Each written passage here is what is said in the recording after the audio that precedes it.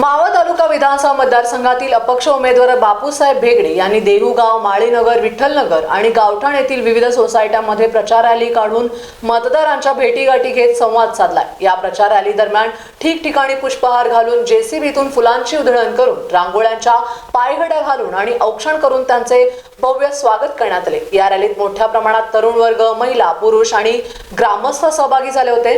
ग्रामस्थांचा उदंड लाभलेला प्रतिसाद पाहून मावळ तालुक्याचा आमदार मीच होणार असा दावा बापूसाहेब भेगडे यांनी यावेळी केलाय। बीजेपीचा एकही माणूस नाहीये, त्यांनी आता चांगलं बघावं कोण आहे कोण नाही। मला वाटतं त्याला 10 नंबरचा चष्मा लावायला लागेल। थांबायचं का नाही थांबायचं तर त्याचा विषय, पण दिलेला शब्द नेहमी माणसांनी पाळावा, मग इज्जत राहते। मतदारांना हेच आव्हान करेल की या मावळ तालुक्याची संस्कृती खरं तर जपण्यासाठी आणि हा मावळ सुरक्षित राहण्यासाठी,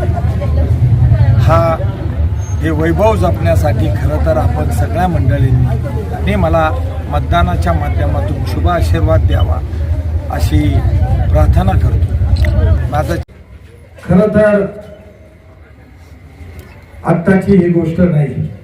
इलेक्शन आली तोंडावर की तोंडाला पाणी पुसण्यासारखं काम करू नये।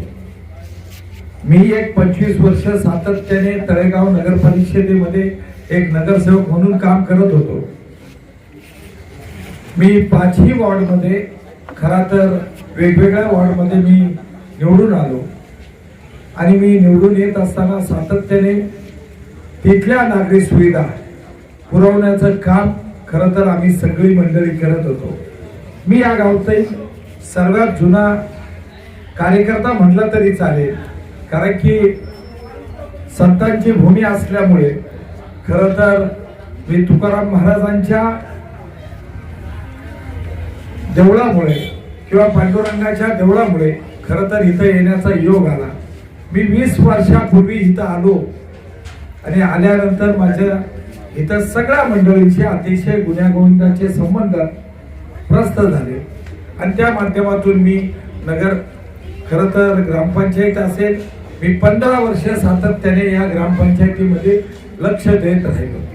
ग्रामपंचायतीच्या माध्यमातून खरं तर या गावाचा चांगला उल्लेख केला पाहिजे, कारण की इथं असणारं संस्थान असेल, वैकुंठ असेल, रामकृष्ण मोरे असतील आणि या गावातील सर्व काळोखे मळा असेल किंवा आमची मालवाडी असेल किंवा गावठाण असेल आणि मोरे कंपनी असेल, यांचा खरं तर अतिशय जवळचा संबंध आणि त्या माध्यमातून आम्ही कामं करण्याचा प्रयत्न निश्चितपणे या गावामध्ये सातत्याने करत राहिलो। पण कामं अशा पद्धतीमध्ये केली की जिथं ग्रामपंचायत असेल, फक्त सरपंच आला की सरपंच कोण निवडायचा आणि कोणते सभापती कोण करायचे, खरं ते माझ्याकडं सातत्याने 20 वर्ष हे काम या गावातील होतं। पण मी ही मंडळी एकदा निवडून दिली की मी तिथं लक्ष घालायचं नाही।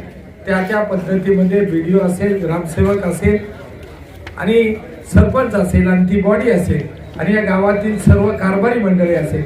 Ramesh Kamble, star Maharashtra news, Maval.